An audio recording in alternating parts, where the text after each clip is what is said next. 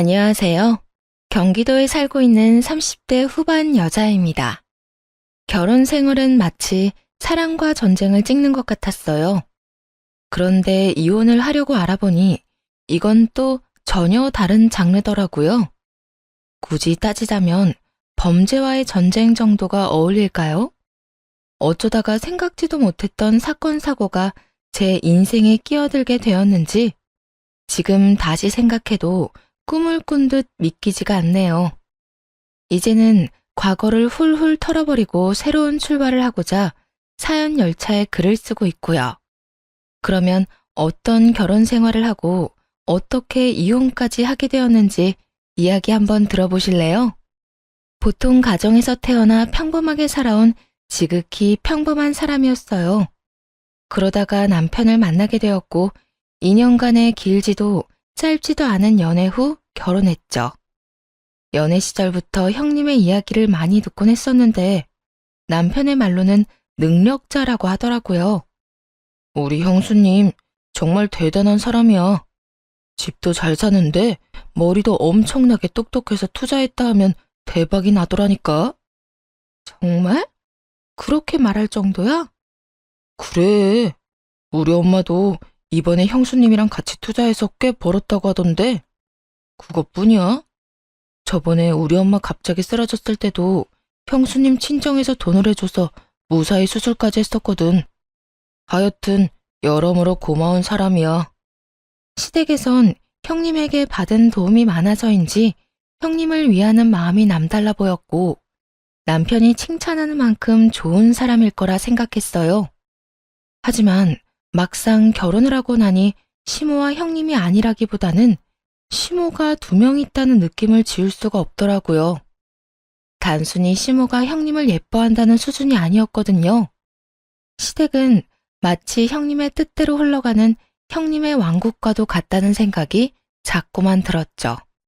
형님이 된장찌개를 먹고 싶다는 말 한마디면 기껏 다 차린 저녁밥상이 다시 차려지는 것은 물론이었고 형님이 조금이라도 인상을 쓰는 날엔 시모가 형님 눈치를 살피기 바빴어요. 거기에다 더한 건 시모의 생일 때였는데 한식을 사랑하는 시모가 형님의 뜻에 따라 스파게티와 리조또를 먹기도 했죠. 어머님, 이번 생신 땐 한식 말고 양식으로 모실까 싶은데 어떠세요? 제가 자주 가는 가게가 있는데 오랜만에 거기 음식을 먹고 싶어서요.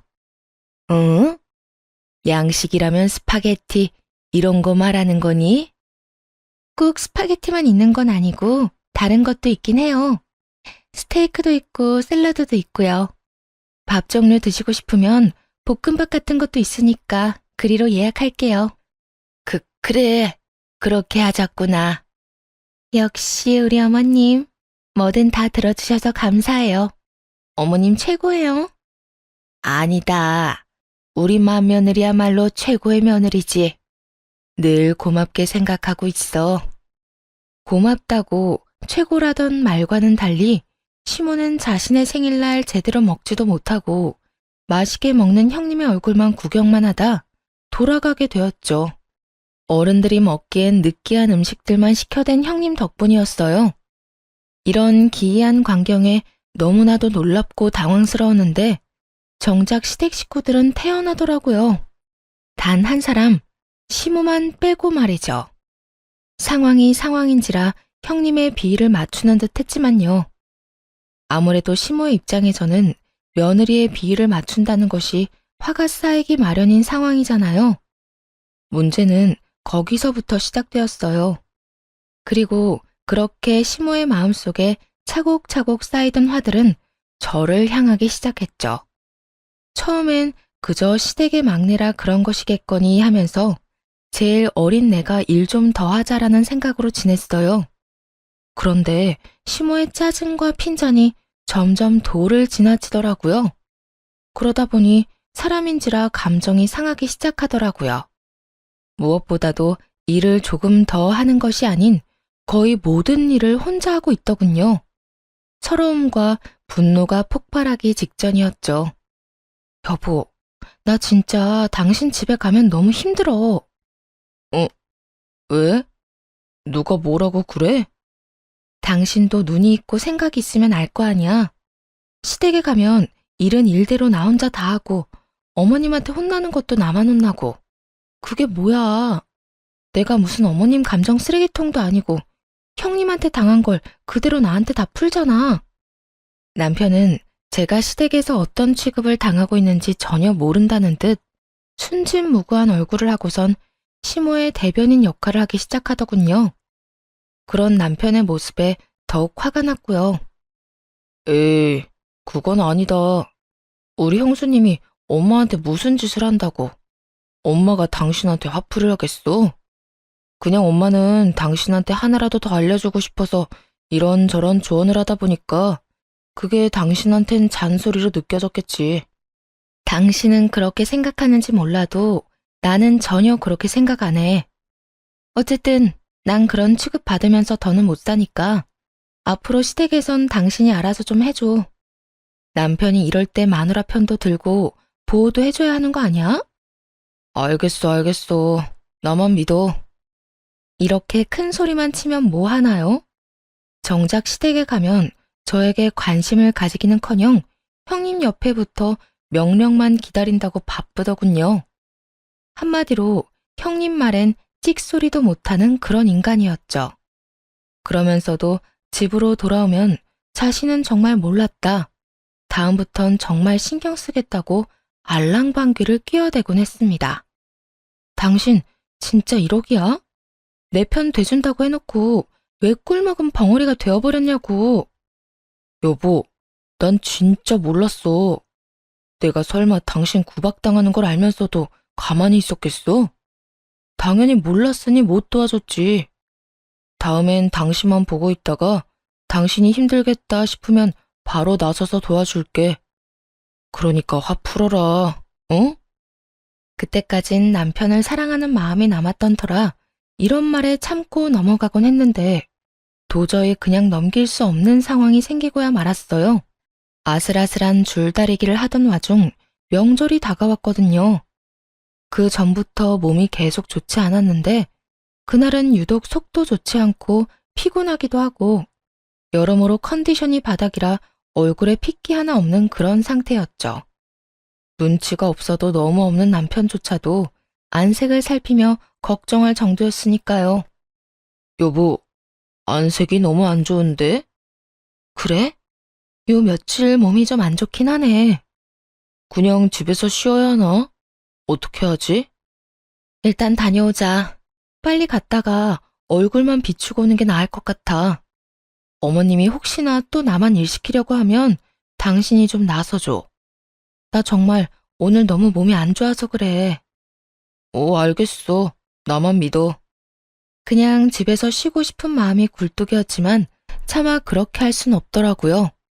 하필 명절에 맞춰 아프냐며 핑계라고 생각할 것이 뻔했고 워낙 안색이 좋지 않으니 시댁에 가면 어련히 알아서 쉬게 해주겠지 하고 기대했죠.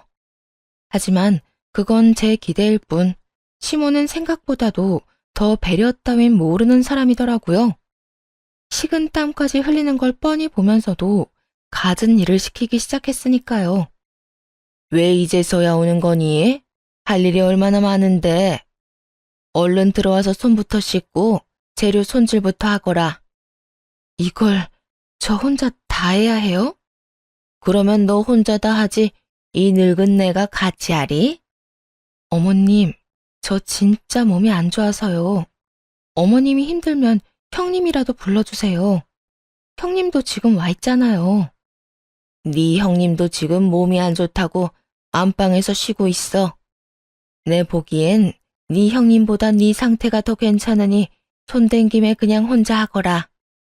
형님이 정말 아픈지 안 아픈지 알 수는 없으나 두 며느리가 똑같이 아픈데 저에게만 일을 시키는 것이 그날따라 너무 화가 나더라고요.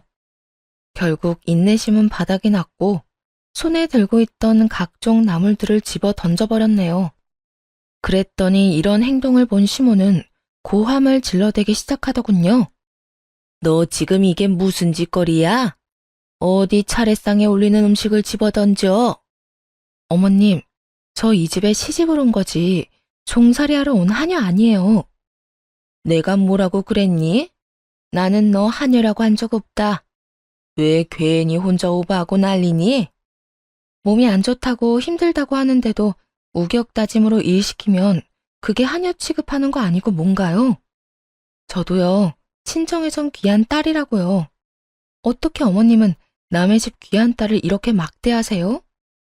우리 집에 시집온 며느리한테 음식 준비 좀 하라고 한 게 막대하는 거니? 너 참 말 이상하게 하는 재주가 있다. 제가 이상한 게 아니라 어머님이 이상한 거예요. 몸이 아프다고 했잖아요. 평소에 군말 없이 일만 하던 제가 오죽 아팠으면 아프다는 말을 다 했겠어요. 형님이 아프면 당연히 누워서 쉬어야 하고 저는 아프든 말든 일 시키는 게 막대하는 거라고요. 그 순간이었어요. 이어폰을 꽂고 휴대전화로 재미있는 거라도 보고 있는지 안방에서 깔깔거리는 형님의 웃음소리가 들리더라고요. 아프다고는 전혀 생각되지 않는 즐거운 웃음소리였죠. 역시나 형님이 아프다는 건 꾀병이 분명했고 그게 꾀병인 걸 알면서도 저만 부려먹으려 했던 시모의 심보에 또다시 화가 치밀어 올랐습니다. 바로 안방으로 달려가 문을 활짝 열어버렸어요. 예상대로 침대에 편히 엎드린 형님이 이어폰을 꽂은 채 휴대전화를 들여다보고 있더라고요. 그대로 형님에게 다가가 이어폰을 빼버렸고 곧 어이없다는 눈빛으로 보더라고요. 동서, 지금 이게 뭐 하는 짓이야? 뭐 하는 짓이긴요.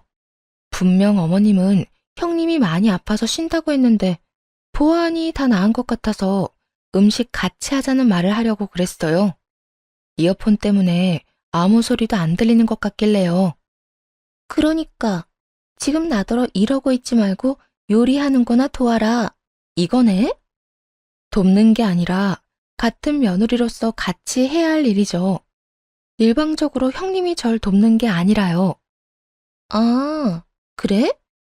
그런데 이걸 어쩌나? 나 진짜 몸이 안 좋아서 그딴 걸 할 힘이 없는데 어떻게 하지? 제가 보기엔 아주 멀쩡해 보여서 오늘은 무슨 일이 있어도 꼭 함께 해야겠는데 어쩌죠? 저도 오늘은 몸이 많이 좋지 않아서 도저히 혼자 할 순 없겠거든요. 지지 않고 맞서자 형님은 인상을 찌푸리더니 시모를 향해 도움을 요청하더군요. 어머님, 가만 계실 거예요? 이거 완전 하극상 아닌가요? 어머님이 나서주셔야 할 것 같은데요. 그래, 그래. 너 지금 뭐 하는 짓이야? 네 형님이 지금 몸이 좋지 않다고 하지 않니? 괜한 고집 그만 부리고 얼른 나와서 재료 손질부터 하거라. 얼른! 시모는 형님의 명령에 따르는 듯 오로지 저에게만 고함을 치며 화를 내더라고요.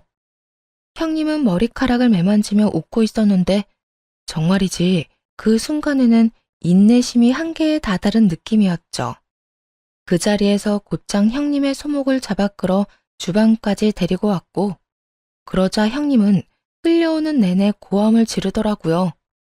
그리곤 주방 한가운데에 형님을 내팽개쳐버리곤 시모를 향해 이렇게 말했어요. 어머님 말대로 형님이 참 많이 아프긴 한가 보네요. 이런 상황에 저렇게 헛소리를 하는 걸 보니 말이에요. 보아하니 저처럼 몸이 아픈 건 아닌 것 같고 정신이 많이 아픈 것 같은데요? 지금부터라도 일 좀 시키세요. 몸이 힘들어야 정신이 번쩍 들지 않겠어요? 한껏 비꼬아 말하자 시모는 아무 말도 하지 않고 그저 분위기만 살피더라고요. 보통 시댁이라면 당장 형님에게 불호령이 떨어지고도 남을 상황이지만 보통 시댁과는 거리가 멀었거든요. 어떻게 해서든 저에게만 일을 시키려는 궁리뿐이었으니까요. 어떻게 하면 저한테 일을 떠맡길까 궁리 중인 것 같은데 저 일 안 해요, 이제. 더는 여기에 오지도 않을 거니까 다신 저한테 오라가라 하지도 마세요. 뭐야? 이것이 오냐오냐 해줬더니 시어미한테 못하는 말이 없구나. 어머님, 입은 삐뚤어졌어도 말은 바로 하셔야죠. 어머님이 언제 저한테 오냐오냐 해줬다고 그러세요? 어머님이 오냐오냐 해준 사람은 제가 아니라 어머님 침대에 누워서 깔깔거리고 있던 형님이고요. 저한텐 자빌은 다 시켜대면서 구박만 하셨죠. 그 덕에 구말 없이 내내 하던 제가 폭발해서 지금 이러고 있는 거고요. 그러니까 더 험한 꼴 보고 싶지 않으면 이래라 저래라 하지 마세요. 아시겠어요? 그리고는 그대로 시댁을 벗어나 친정으로 가버렸어요. 시모도 시모였지만 옆에서 아무것도 모른다는 표정으로 시모에게 부탁을 가장한 명령질을 하던 형님 때문에 화가 나더라고요. 물론 얄밉기도 했고요. 화를 내느라 큰 에너지를 써서 그런지 그렇지 않아도 좋지 않던 몸이 더욱 아파오기 시작했어요. 남편은 여전히 시댁에서 돌아오지 않았고 하는 수 없이 친정 부모님과 함께 병원에 갔네요. 병원에 갔더니 임신이라고 하더라고요. 임신 초기이니 조심 또 조심해야 한다고 하는데 기쁘기는커녕 화가 났어요. 임신한 줄도 모르고 시댁에서 종처럼 일하고 있던 저 자신에게요. 그리곤 앞으로 무슨 일이 있어도 스스로와 아이만큼은 지켜야겠다고 다짐했네요. 그날 저녁 친정 부모님께 임신 소식을 전해들은 남편이 친정으로 왔고 화가 많이 난 상태의 부모님은 남편을 앉혀놓고 다짐을 받아내시더라고요. 정서방, 도대체 우리 애가 가서 얼마나 고생을 했으면 애 몸이 이 모양 이 꼴인 거야? 그리고 자네는 얘가 이렇게 몸이 안 좋다고 하는데 병원도 안 데리고 가고 자네 집에 데리고 가서 일을 시킨다는 게 말이나 된다고 생각하나?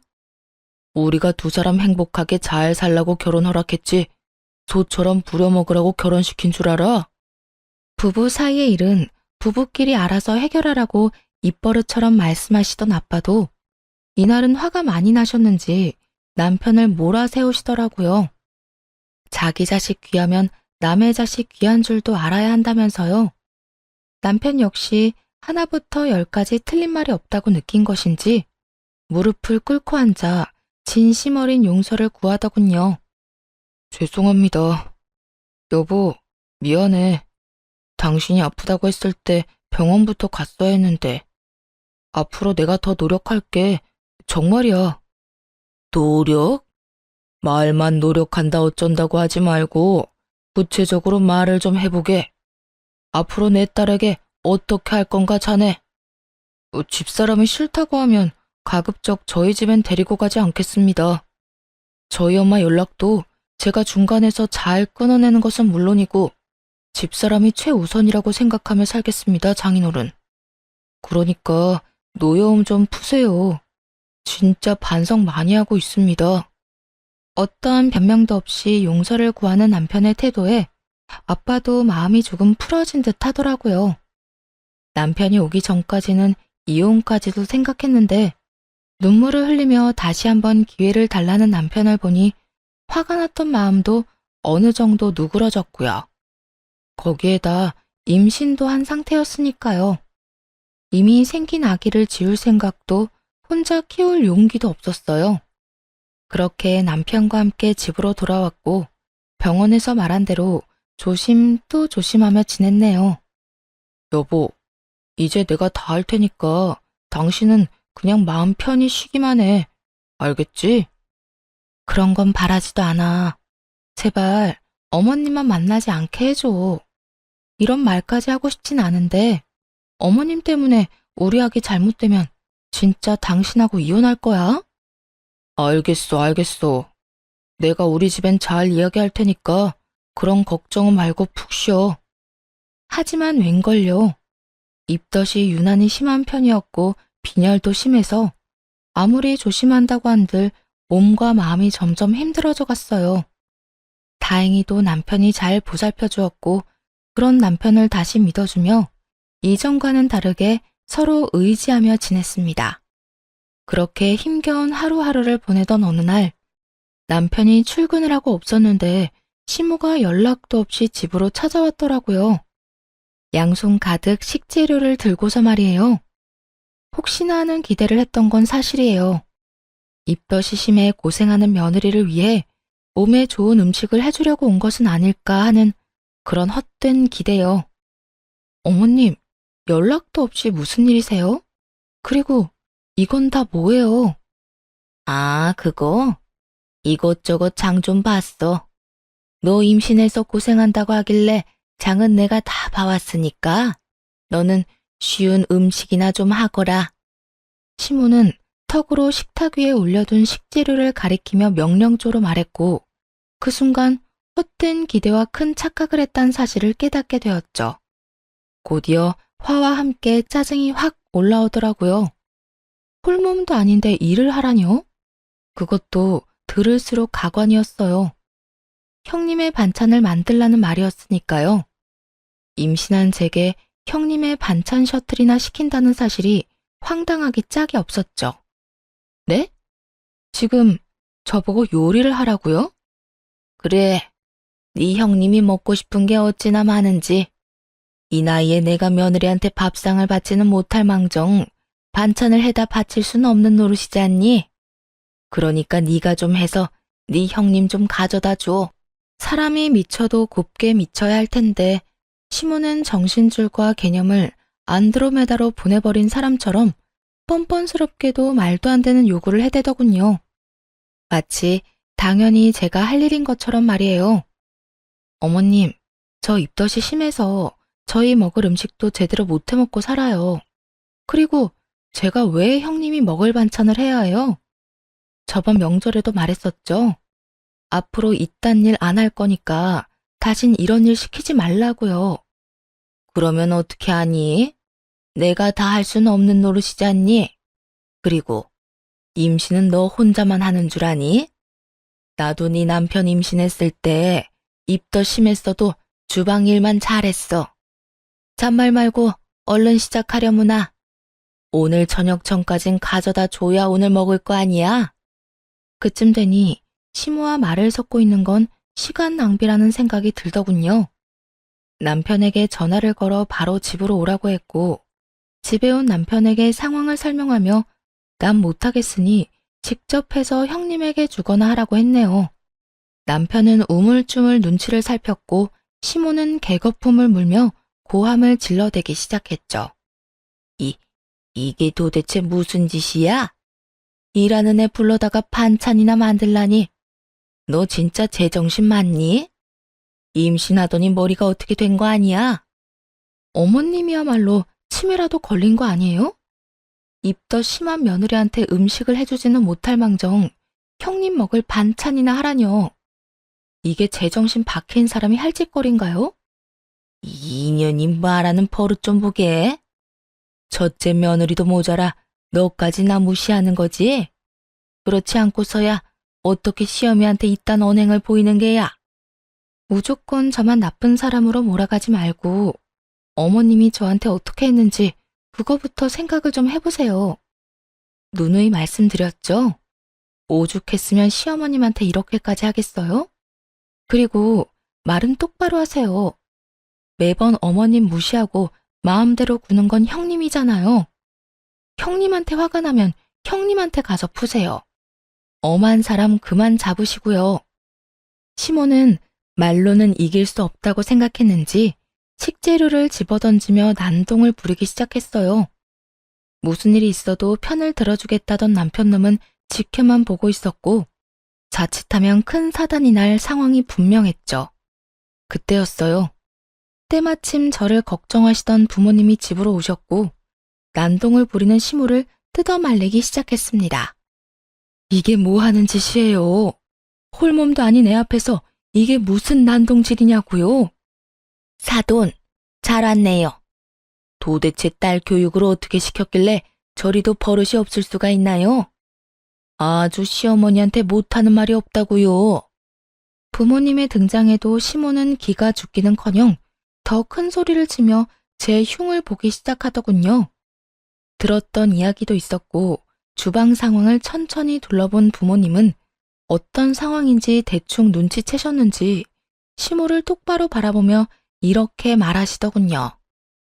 내 딸은 내가 더 잘 압니다. 절대 아무 이유 없이 어른한테 버릇없이 구레가 아니라고요. 들어보니 남의 집 귀한 딸 하녀 부리듯 부려먹었다고 하던데 지금 이 꼴만 봐도 어떤 상황인지 아주 잘 알겠네요. 어떻게 똑같이 자식 키우는 사람이 이딴 짓거리를 하실 수가 있어요? 이러다 뱃속에 있는 아기 잘못되면 그 벌을 어떻게 받으시려고요? 도대체 뭘 보고 뭘 배웠길래 애가 저 모양 저 꼴인가 했더니 지금 보니 딱 그 어미의 그 딸이네. 더 볼 것도 없겠네요. 보다시피 날 보고 잘 배워서 이런 상황에서도 똑부러지게 자기 할 말은 잘 하는 편이긴 합니다만 정서방은 도대체 누굴 닮아 저 모양 저 꼴인지 알 수가 없네요. 임신한 와이프가 이딴 취급이나 당하고 있는데 저리 구경만 하는 꼴이라니. 정말 한심해서 두 눈 뜨고 보고 있을 수도 없을 지경이네요. 엄마의 말에 시모는 얼굴까지 붉히며 언짢음을 온몸으로 표현하고 있더군요. 주먹을 꽉 쥔 두 손이 떨리기까지 하더라고요. 뭐라고요? 지금 말 다 했어요? 왜요? 고작 한심하다는 말에 그렇게나 화를 내는 건 아니죠? 겨우 그런 걸로 이렇게나 화를 내는 거면 저는 이미 사돈 머리채를 다 뽑고도 남았을 상황 아닐까요?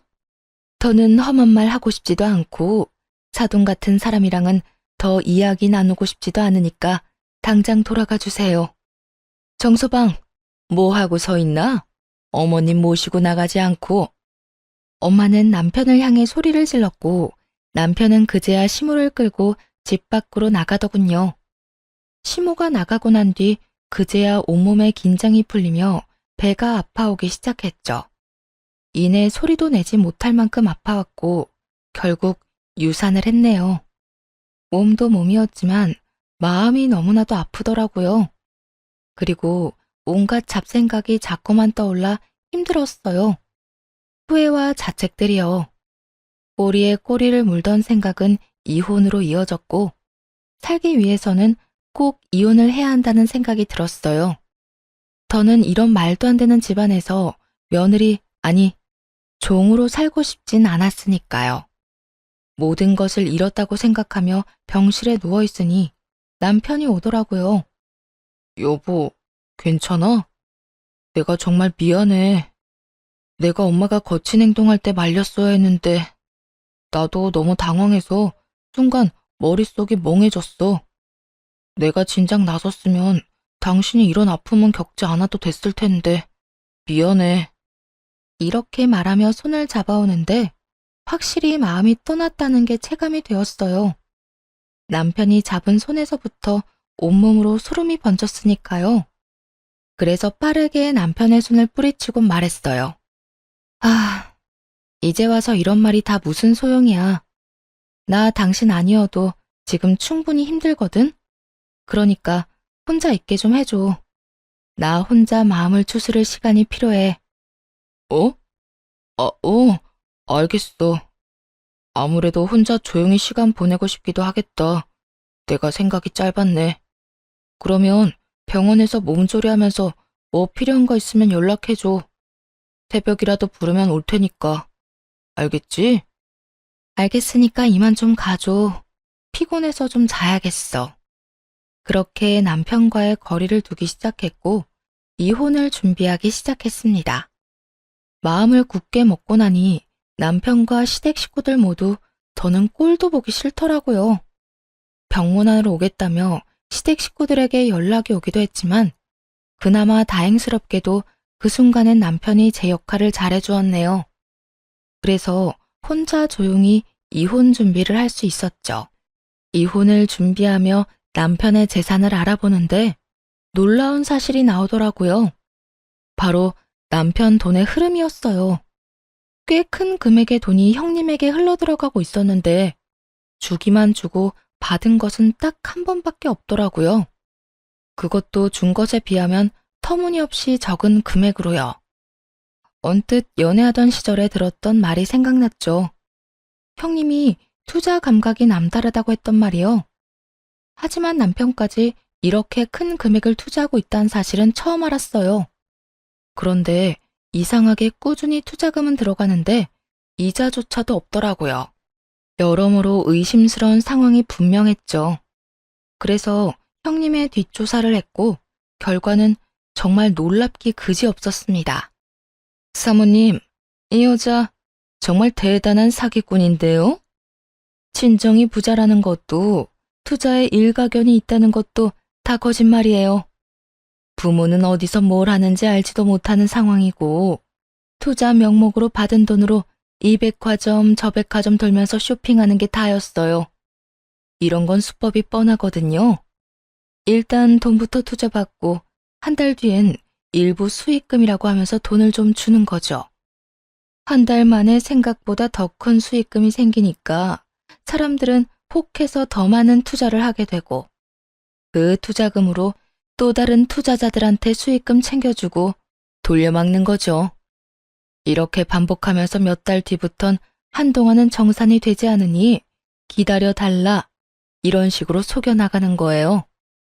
조금만 알아보면 단박에 속았다는 걸 알 수 있을 텐데 이렇게 긴 시간 속고 살았다는 게 대단할 지경이네요. 하고 다니는 꼴 보니까 이미 투자금은 다 쓰고 없을 거예요. 요즘은 또 다른 사람들 만나고 다니면서 작업하는 것 같던데 더 큰일 터지기 전에 영 끊는 게 좋으실 겁니다. 정말 대단하지 않나요? 애초에 그렇게 자랑하던 친정은 없던 것이었고 투자 감각이 남달랐던 것이 아니라 사람을 속이는 것에 남다른 재주가 있었던 것이었죠. 흥신소 직원의 말처럼 조금만 알아봤더라면 그런 피해는 없었을 텐데요.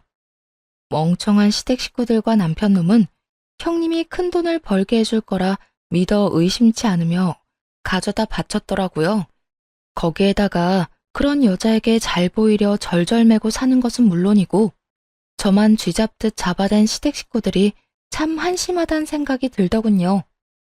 일부러 이혼 준비를 위해 입원 기간을 길게 잡았고 준비가 끝나던 날 퇴원을 했어요. 그리고 퇴원하는 저를 데리러 남편이 병원으로 왔고 모든 사실을 알고 있던 부모님은 병원 앞에서 기다리고 있었죠. 남편은 오랜만에 본다며 안으려고 다가왔는데 그런 남편을 피하며 이혼을 통보했습니다. 우리 이혼하자. 갑작스러운 이혼 통보에 남편은 멍하니 서 있더라고요. 꿈이라도 꾸는 건가 하는 정신이 나간 표정이었어요. 남편이 현실을 직시할 때까지 기다렸고 이내 되묻더군요. 이혼? 지금 이혼하자고 한 거 맞아? 내가 잘못 들은 거 아니지? 응, 맞아. 우리 이혼하자. 여보, 갑자기 무슨 이혼이야? 내가 뭐 잘못한 거 있어? 아니면 내가 뭘 섭섭하게 했어? 그런 게 있으면 말해. 그게 뭐든지 내가 다 고칠 테니까. 당신한텐 갑자기구나. 난 계속 고민하다가 내린 결정인데. 뭐? 그게 무슨 소리야? 나 계속 고민했었어. 당신이랑 당신 집안이 형님은 여왕님 대접해주면서 나는 하녀 취급할 때마다 이혼 고민했었다고. 그런데 그때까진 당신을 사랑하는 마음이 크기도 했고 아기도 생겼으니 참고 더 살아보자 했던 거야. 그런데 결국 어떻게 됐어? 어머님이 우리 집에 찾아와서 난동 부리는 바람에 아기는 잃고 내가 그렇게 당하는 동안에도 당신은 가만히 있었잖아. 그건 내가 너무 당황해서 그랬다고 다 설명했었잖아. 앞으로는 정말 당신 지켜준다니까. 맹세해. 내 말 못 믿겠으면 각서라도 쓸게. 남편은 어떻게 해서든 잡아보려 애쓰더라고요. 그 모습이 제 눈엔 그저 어떻게든 순간을 모면하기 위해 갖은 애를 쓰는 추악한 짓거리로밖에 보이지 않았죠. 매번 이런 식으로 상황을 모면해왔으니 그렇게 느끼는 것도 무리는 아니었어요. 각서가 무슨 소용이야. 당신은 또다시 날 실망하게 할지 보지 않아도 뻔한데. 그리고 당신이 앞으로 목숨 걸고 아껴준다고 한들 난 당신한테 마음 떠났어. 이제 당신이란 사람이랑 마주보고 싶지도 않고 같은 곳을 보면서 함께하고 싶지도 않아. 그러니까 우리 이혼하자. 여보, 그러지 말고 제발. 남편은 바닥에 무릎까지 꿇고 빌었지만 아무 감정도 들지 않더라고요. 가볍게 꿇은 무릎 따위에 흔들리기엔 그동안 받은 상처가 너무나도 컸으니까요. 당신은 나 절대로 못 지켜. 당신이 나랑 살려면 당신 집안이랑 인연 끊어야 하는데 그렇게 못하잖아. 말로는 다 할 거라고 하고선 내 뒤로 몰래 또 만나겠지. 그렇게 만나다 보면 자연스럽게 나도 또 만나야 할 테고. 내 말이 틀려? 그건 아무리 그래도 가족끼리 어떻게 연을 끊고 살아. 그러니까 당신은 당신 가족이랑 살아. 난 내 가족이랑 살 테니까. 그러면 법원에서 보자. 끝까지 이혼 반대하면 소송할 생각이니까 그런 줄 알아. 남편은 매달리면서도 시댁 식구들과의 연은 못 끊는다고 했고, 그로써 이혼에 대한 생각은 더욱 확고해졌네요. 그 후 서둘러 이혼을 진행했어요. 꼴도 보기 싫은 인간들과 하루라도 빨리 연을 끊어버리고 싶은 것도 있긴 했지만 형님이 저질러 놓은 일로 인해 불똥이 튀는 것이 싫었기 때문이었죠. 무사히 이혼을 했고 시모와 남편에게 각각 위자료를 받았네요. 그동안 당한 것에 비해 위자료가 적다고 느꼈는데 두 사람은 그렇게 생각하지 않는 듯 하더라고요. 하긴 가진 돈은 형님에게 다 줘버렸으니 위자료 줄 돈이 없기도 했겠죠. 지급 기한은 다가오고 도저히 돈을 구하지 못했는지 두 사람은 형님에게 투자금 일부를 돌려달라고 했나 보더군요. 하지만 그 돈은 이미 형님이 다 써버린 뒤였고 아무리 재촉해도 타당한 이유도 없이 돈을 돌려받지 못하자 그제야 사기인 걸 깨달은 모양이었어요. 법원에서 만난 세 사람을 본 적이 있는데 제 앞이라는 것도 잊은 채 막말에 언성까지 높이며 싸워대는 걸 봤거든요. 너 내 돈 어쨌어? 내 돈 내놔. 그 돈이 어떤 돈인데? 형수님, 장난치지 말고 돈 돌려주세요. 그 돈 제 전 재산이라고요. 그것뿐인 줄 아세요?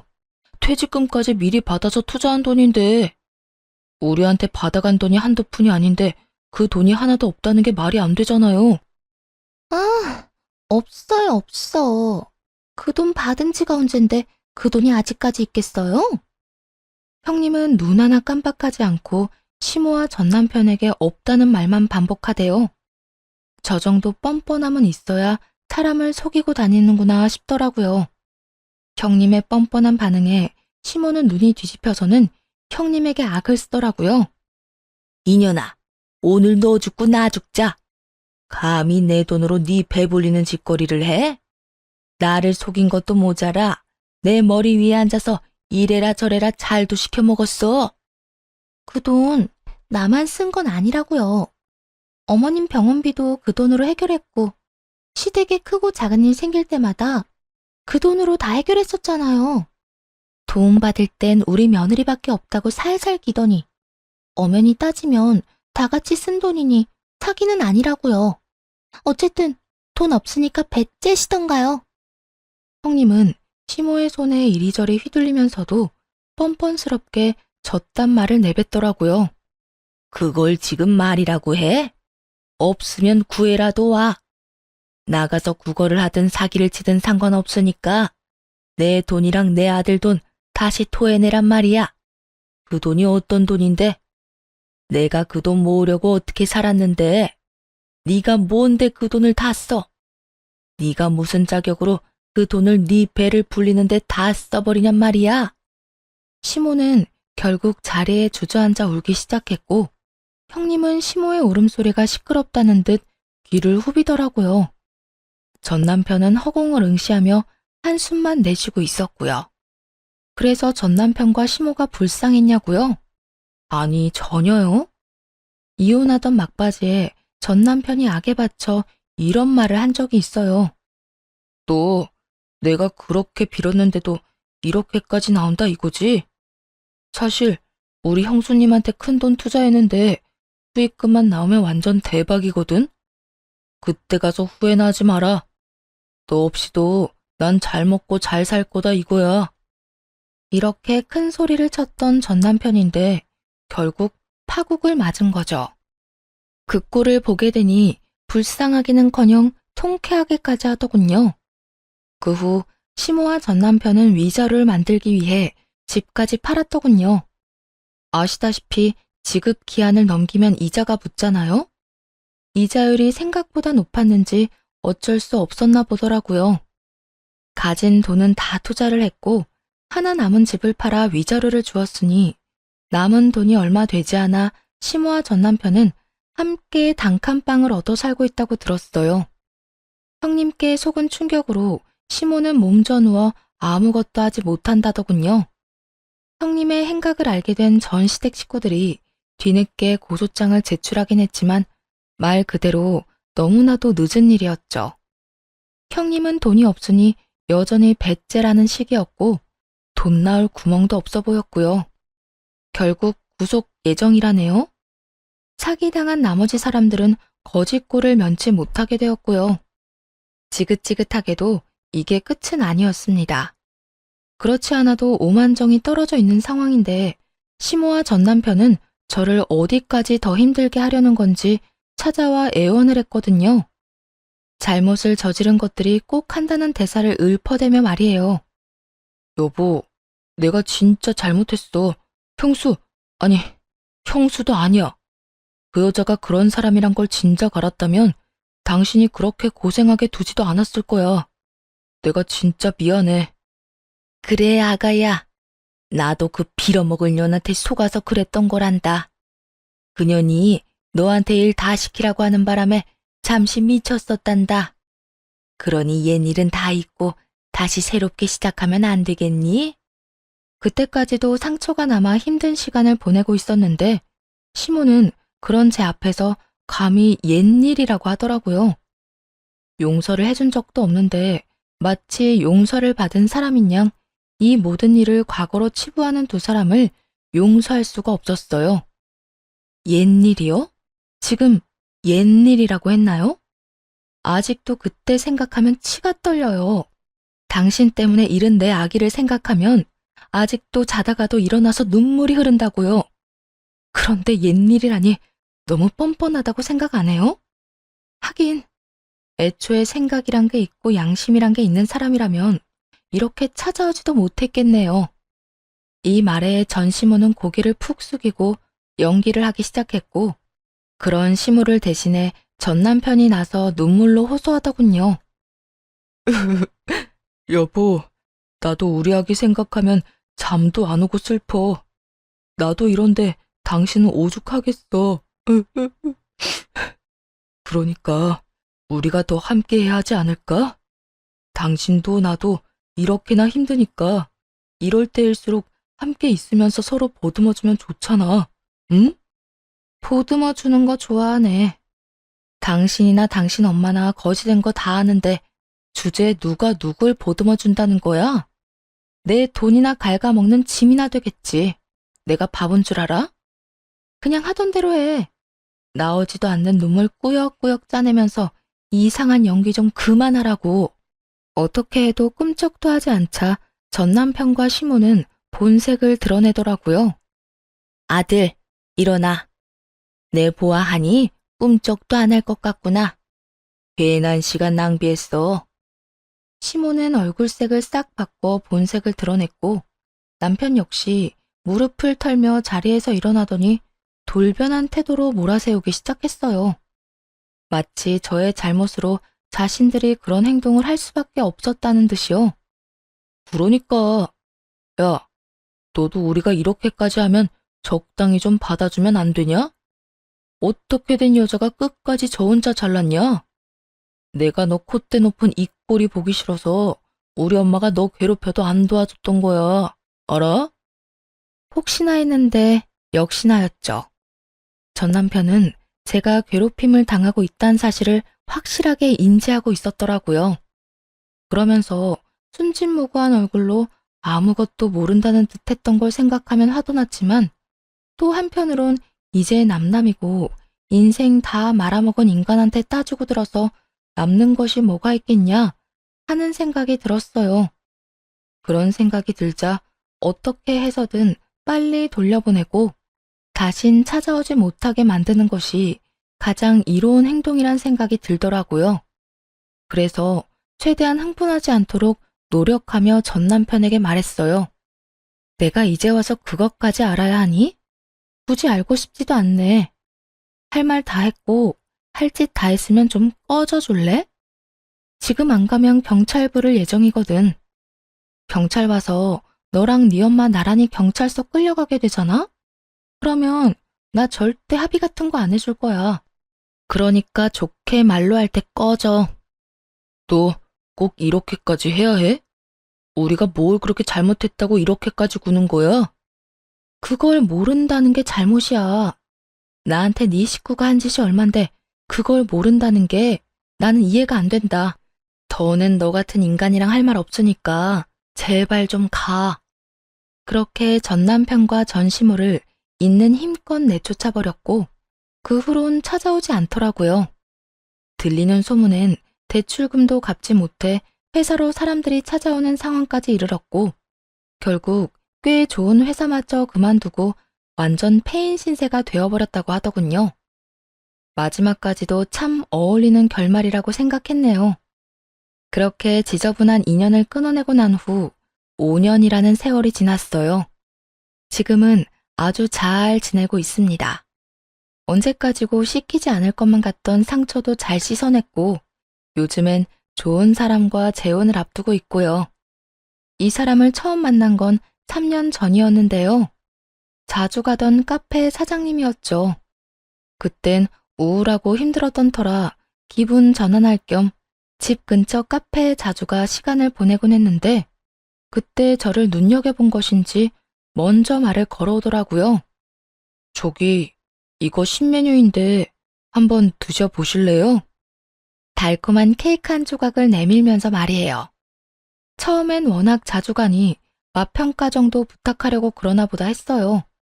그런데 갈 때마다 꼭 하나씩은 서비스로 주고 나니 모를래야 모를 수가 없더라고요.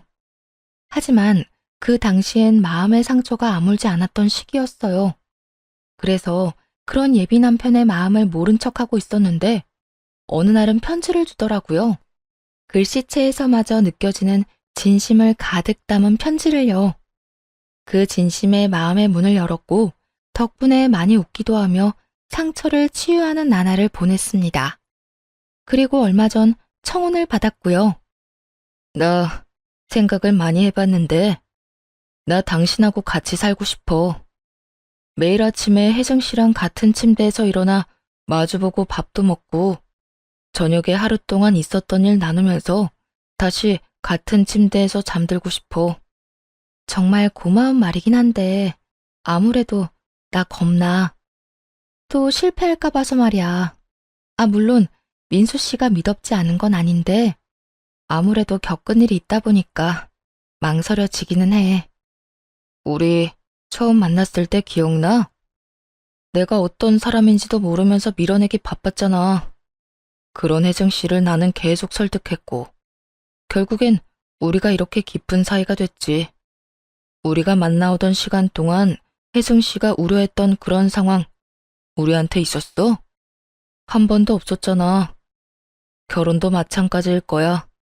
별것도 아닌 일로 싸우는 날도 있을 거고 어떤 날은 꼴도 보기 싫은 날도 있을 거야. 그럼에도 우리가 함께 한다는 그 사실만으로 우린 행복할 거야. 내가 그렇게 만들어줄게. 결국 다시 한번 남자를 믿어보기로 했고 앞서 말씀드렸다시피 재혼을 앞두고 있습니다. 아기를 잃고 이혼을 할 때까지만 해도 남자와 결혼은 두 번 다시 없을 거라 생각했는데 인생이란 참 모르는 일 같아요. 지금은 행복 가득할 것만 같은 예비 남편과의 결혼 생활도 때로는 힘들고 때로는 화가 나는 순간들이 분명히 있겠죠. 하지만 서로 아끼는 마음과 언제나 서로가 우선이라는 마음만 있지 않는다면 두 번째 출발은 첫 번째와는 다른 끝을 맺지 않을까요? 이렇게 길었던 사연도 끝이 났네요. 긴 시간 함께 해주셔서 감사합니다.